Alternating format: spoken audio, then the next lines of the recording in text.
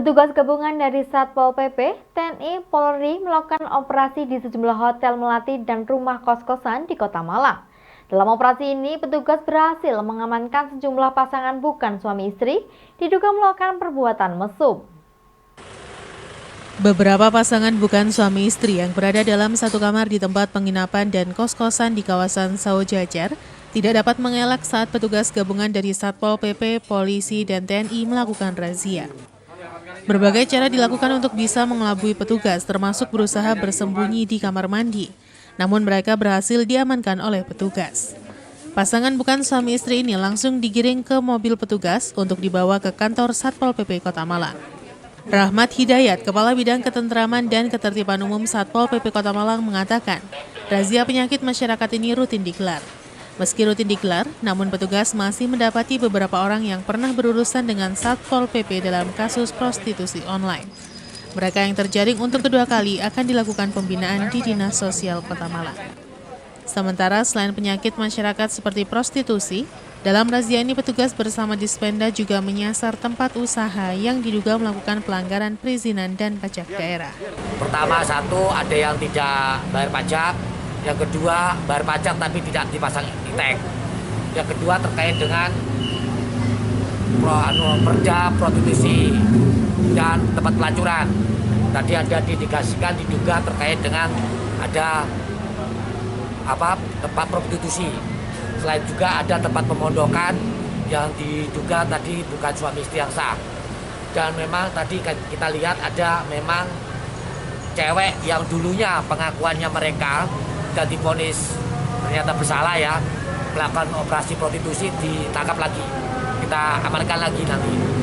Dan sanksinya nanti kalau yang sudah kita tangkap atau kita amankan atau sudah kita BAP dan kita sidangkan akan kita pidana ke dinas sosial. Sedangkan yang lainnya nanti akan kita tidak pidana ringan sesuai dengan ketentuan perda yang berlaku.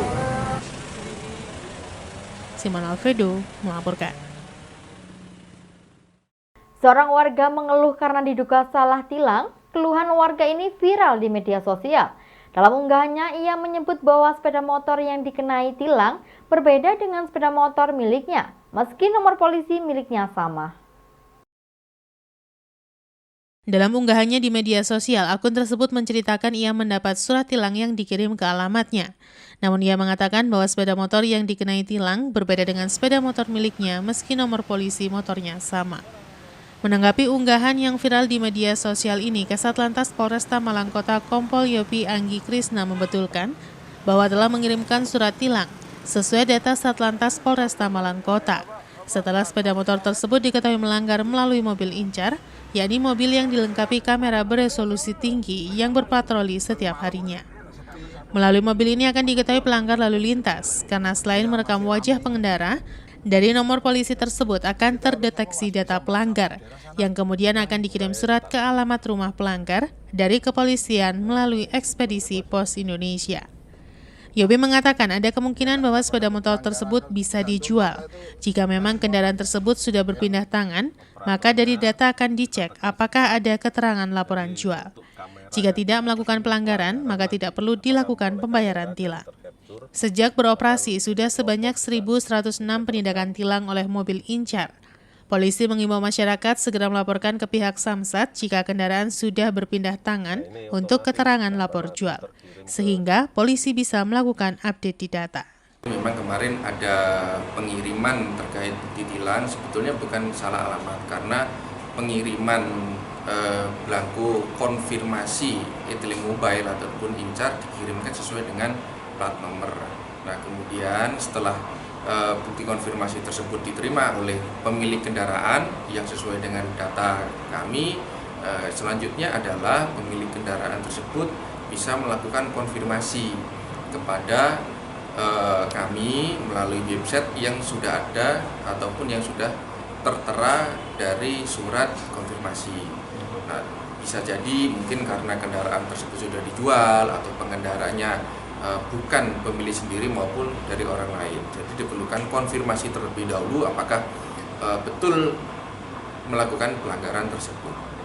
Jika memang kendaraan tersebut berpindah tangan, nanti dari data kami akan kami cek apakah ada lapor jualnya.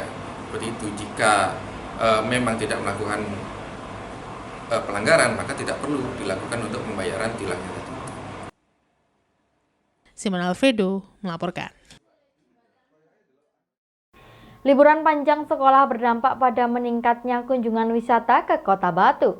Bus-bus pariwisata ramai masuk ke Kota Batu dan membawa berkah tersendiri bagi pengemudi mikrolet karena mendapatkan tambahan pemasukan dari mengantarkan wisatawan.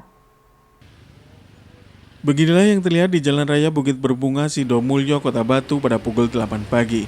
Antrian puluhan angkutan umum jenis mikrolet terlihat berderet rapi memanjang di pinggir jalan menunggu kedatangan para wisatawan yang datang untuk berkunjung ke wisata Peti Apel.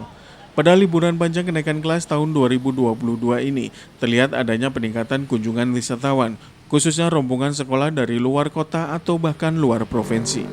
Ramainya kunjungan wisata ke Kota Batu ini membawa berkah tersendiri bagi para sopir angkutan umum jenis mikrolet di Kota Batu. Pasalnya saat liburan sekolah, angkot biasanya akan berkurang jumlah penumpang. Dengan meningkatnya kunjungan, secara langsung akan berdampak pada meningkatnya pendapatan para sopir mikrolet. Menurut salah seorang sopir mikrolet di Kota Batu menjelaskan, dengan tambahan pendapatan dari mengantar wisatawan ke kebun petik apel, lumayan membantu untuk menutupi biaya operasional. Di sepanjang Jalan Raya Sidomulyo terlihat cukup ramai bis-bis pariwisata besar yang melintas dan masuk ke Kota Batu. Ramainya kunjungan wisatawan ini sejak 1 minggu yang lalu dan diperkirakan bisa terus ramai karena liburan sekolah ini akan berakhir 2 minggu ke depan. Ini angkut wisatawan Pak ya. Oh Pak, berarti ini sudah libur sekolah Pak ya? Ya, libur agak sekolah. panjang. Ya. Mulai ramai berapa hari ini? Sudah mulai ramai ini? Ya sekitar 1 minggu. 1 minggu sudah ramai ya? Berarti Iya. setiap hari ngangkutan Pak ya? Ya ada. Ada. Ya. Tapi tetap aja kembali ke terminal juga ngambil Iya, penumpang. Ke terminal. Heeh.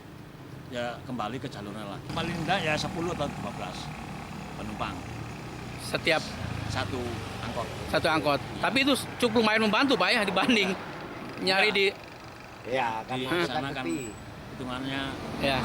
kebanyakan Grab Ya. atau Gojek. Ya. Iwan Nikmawan melaporkan. Terima kasih Anda masih bersama kami dalam Info 7 Malang Raya. Wali Kota Batu Hajah Dewanti Rumpoko melakukan peninjauan rumah rehabilitasi rekonstruksi pasca banjir bandang. Pada kesempatan tersebut, Wali Kota Batu juga menyerahkan bantuan peralatan masak, sembako, dan kebutuhan lainnya. Pasca banjir bandang yang melanda Kota Batu beberapa waktu yang lalu mengakibatkan banyak kerusakan parah, khususnya rumah warga yang berada tidak jauh dengan bantaran sungai. Pemerintah Kota Batu memberikan bantuan bahan bangunan untuk rehabilitasi rekonstruksi rumah warga yang terdampak agar bisa segera mempunyai rumah dan bisa beraktivitas normal kembali. Wali Kota Batu dengan didampingi Kepala BPBD Kota Batu, Agung Sedayu dan jajaran meninjau langsung beberapa rumah dari total 9 rumah yang telah selesai dibangun di kawasan Dusun Kliran dan Gintung, Kecamatan Bumi Aji. Salah satunya di rumah Bapak Rianto di Dusun Kliran, Bumi Aji. Kedatangan Wali Kota selain melakukan peninjauan rumah rehabilitasi rekonstruksi yang sudah selesai pengerjaannya, juga menyerahkan bantuan untuk kebutuhan hidup seperti peralatan masak, selimut, sembako, dan kebutuhan lainnya. Wali Kota Batu Hajah Dewanti Rumpoko mengucapkan terima kasih kepada berbagai pihak yang telah membantu dalam proses pembangunan, para relawan, BPBD, dan warga masyarakat sekitar, sehingga rehabilitasi rekonstruksi rumah warga terdampak banjir bandang sudah rampung pengerjaannya dan bisa ditempati. Semua rumah yang dibangun berada di tempat aman, tidak hanya layak tetapi juga bagus dan menjadi rumah tumbuh, artinya rumah ini bisa diperbaiki dan dibangun kembali suatu saat oleh pemiliknya. Alhamdulillah setelah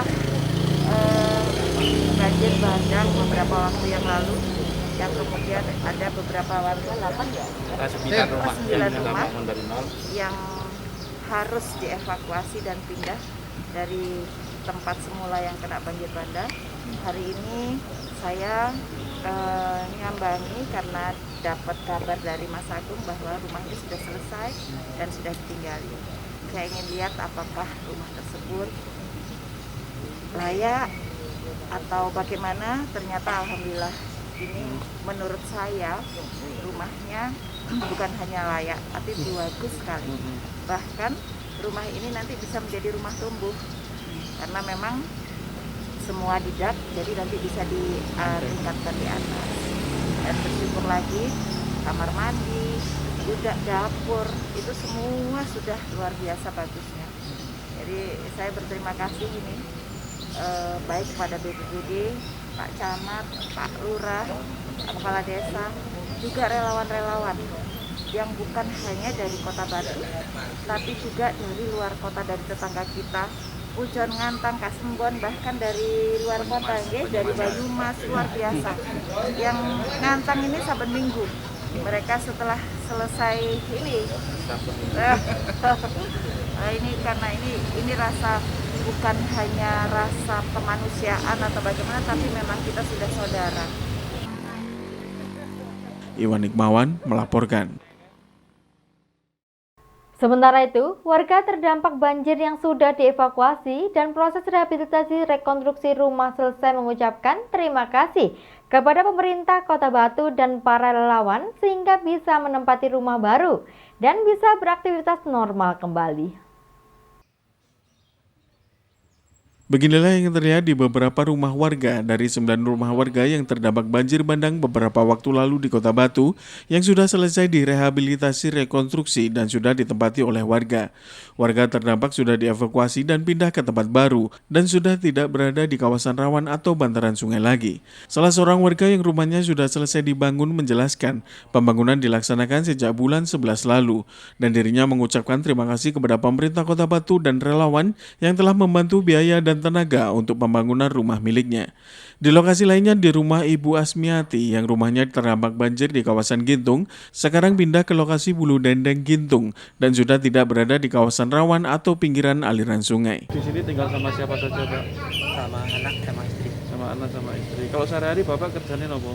Buruh tani sama merumput. Buruh tani sama merumput. Dulu memang rumahnya Pak ya, kena banjir bandang waktu itu, Pak ya? Iya. Di daerah mana itu, Pak? Di bawah sana. Keliran juga atau Keliran. di Keliran juga? Oke. Dengar-dengar habis berapa nih Pak pembangunan ini, rumah ini? Dengar-dengar habis berapa? Ini kan yang separuh sumbangan, Oh iya. yang separuh sendiri. Sendiri. Iwan Hikmawan melaporkan. Terima kasih Anda masih bersama kami dalam Info 7 Malang Raya. Setelah 3 tahun menuntut ilmu dan meraih kelulusan pada ujian akhir, siswa kelas 9 SMP 4 YPK Jatim Malang Selasa siang resmi dilepas. Pelepasan siswa kelas 9 ini juga dimeriahkan dengan pentas seni yang menampilkan kreativitas siswa di bidang seni. Pelepasan siswa kelas 9 SMP 4 YPK Jawa Timur Malang dihadiri oleh orang tua wali murid. Pada acara tersebut diawali dengan prosesi siswa memasuki ruangan. Setelah tiba di ruangan upacara, kemudian dilanjutkan dengan sambutan kepala sekolah. Dalam sambutannya, Kepala SMP 4 YPK Jawa Timur Malang, Dr. Andayani Hestuwirati, berpesan kepada siswa agar dapat melanjutkan pendidikan ke jenjang yang lebih tinggi dan meneruskan prestasi yang telah didapat di SMP 4 YPK Jatim Malang. Kepala sekolah juga menambahkan bahwa pelepasan yang disertai dengan pentas seni tidak lain untuk membangkitkan budaya Indonesia yang berbeda-beda tetapi satu. Sementara pengawas SMP 4 YPK Jatim Malang, Tuti Sri Wahyuni, dalam sambutannya berpesan kepada siswa agar harus mempunyai pendirian yang kuat untuk meraih cita-cita yang diinginkan. Siswa juga diminta tetap menghargai perbedaan. Dalam acara pelepasan siswa ini juga ditampilkan persembahan puisi, tari, dan drama yang dipersembahkan oleh siswa-siswi kelas 7, 8, dan kelas 9 SMP 4 YPK Jatim Malang. Kepala SMP 4 YPK Jatim Malang juga melepas siswa yang ditandai dengan melepas atribut sekolah dan menyerahkan penghargaan kepada siswa lulusan terbaik tahun pelajaran 2021-2022. Ketua Panitia Pelepasan Siswa dan Pentas Seni Sabonuli Sarumaha ST mengatakan bahwa pentas seni ini digelar untuk mengembangkan bakat siswa di bidang seni. Pentas seni ini menunjukkan bahwa siswa SMP 4 YPK tidak hanya dibekali dengan prestasi di bidang akademik namun non-akademik. Ia juga berpesan kepada siswa kelas 9 yang dilepas untuk mengembangkan prestasi yang telah diperoleh di SMP 4 YPK di jenjang pendidikan yang lebih tinggi. Kita rencananya itu di sekolah sambil bukan hanya mengimplementasikan nilai-nilai kognitif tapi juga meraju nilai persatuan, sehingga dari pentas seni tadi itu kan ada seni tari, seni musik dan seterusnya, itu kan harmonisasi dari berbagai macam suku sehingga anak-anak bisa tahu ternyata perbedaan itu ada banyak ternyata. Nah, jadi sehingga anak-anak ini bisa mengelola manajemen sehingga perbedaan ini bisa menjadi satu kesatuan yang utuh dan bisa menjadi bersama-sama di manapun mereka tinggal, baik di sekolah maupun di tempat pekerjaan. Jadi sehingga tetap akrab menghargai perbedaan satu sama lain. Ya, pesan kami sebagai guru adalah semoga anak didik ini bisa memiliki nilai-nilai Pancasila dan juga memiliki rasa takut akan Tuhan dan mereka bisa menjadi manusia yang berakhlak mulia dan mandiri di dalam keseharian mereka. Brandon Sebastian, salah satu siswa kelas 9 yang dilepas, mengaku selama bersekolah di SMP 4 YPK, dirinya tidak hanya mendapat pendidikan di bidang akademik, namun juga di bidang pengembangan prestasi bidang non-akademik. Ia juga berpesan kepada adik kelas agar meneruskan prestasi mereka untuk mengharumkan nama sekolah. Kalau kesan dari saya sendiri ya, selama saya bersekolah di SMP 4 YPK ini sangat menyenangkan kalau bagi saya ya. Sekolah ini tidak hanya mengajarkan pendidikan, juga mengajarkan keterampilan juga maupun pendidikan karakter. Pesan buat adik-adik kelas saya pribadi, semoga adik-adik kelas saya bisa meneruskan bakat-bakat juga maupun bagi saya kelas 9 juga untuk adik-adik kelas saya agar bisa lebih meningkatkan lagi prestasi di sekolah ini dan bisa membanggakan sekolah. Sedangkan Pendeta Gusti Yusuf Langke, salah satu wali murid, mengucapkan terima kasih kepada SMP 4 YPK yang telah membina putra-putri mereka sehingga lulus dalam ujian akhir. Ia juga mengajak semua orang tua murid untuk tidak ragu menyekolahkan anaknya di SMP 4 YPK Jatim Malang. Sementara pada pelepasan siswa kelas 9 ini juga ditutup dengan saling bersalaman antara siswa dan guru. Kalau melihat peran orang tua dalam kelulusan saat ini, tentu orang tua terus memotivasi anak-anaknya untuk giat belajar di rumah dan tidak menyia-nyiakan waktu. Mengapa? Karena dalam persiapan untuk ujian itu tentu harus kompetisi ya, satu dengan yang lain. Jadi intinya orang tua di rumah terus mengingatkan, menasihati, mendorong agar anak-anak giat untuk belajar. Saya melihat sekolah ini sangat-sangat mengakomodir potensi para siswa dan juga memajukan seni budaya. Dan dalam perkembangan yang saya lihat, anak-anak banyak didorong untuk bukan saja meraih cita-citanya, bukan saja mereka untuk pandai, tetapi mereka mencintai bangsanya, mencintai budayanya, sehingga tadi kita bisa lihat betapa peran dari anak-anak untuk dapat aktif melihat budaya bangsa ini begitu kompleks. Sehingga saya melihat ke depan untuk sekolah ini akan jauh lebih baik lagi, dan saya menghimbau orang tua dimanapun untuk bisa menyekolahkan anaknya di sekolah SMP 4 YPK ini yang ada di Jatim Malang. Simon Alfredo melaporkan.